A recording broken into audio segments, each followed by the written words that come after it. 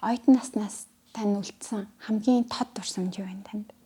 Яг одоо ингээл хоёлаа ярилцаал юм уу таны оюутан нас руу шууд дурсамжаараа шууд аялж штт тий.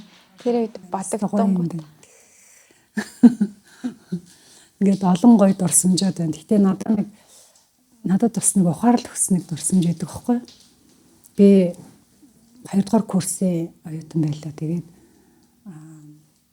харцсангуу тэр үеийн одоо нөгөө дунд сургуулийн хүүхдүүд чинь Унгарын одоо тэр 12 дугаар анги төгссөн. Одооны бараг манай энэ их одооны манай энэ 10 жилийн хүүхдүүд чинь биолог одоо энэ генетикийг хүртэл үзээд нь штэ. Бүр удамшил энтрийг үзээд байгаа байхгүй юу.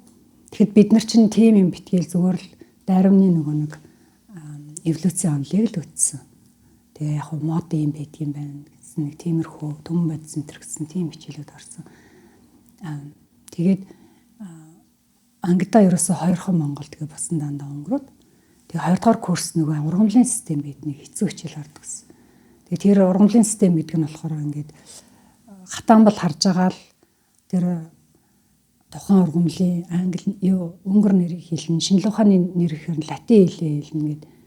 Тэгээд дөнгөж ганцхан жил нөгөө нэг хэлний бэлтгэл өнгөр хэл чинь шал өөр. Тэгэхээр нөгөө ганцхан жил хэлээ сурчаал шууд их сургуульд орсон болохоор ерөөсөө их хэцүү байдаг гэсэн ихний 2 жил. Тэгээд 1-р курс арайгч тавчаад 2 дугаар курст ажилласан. Тэгээд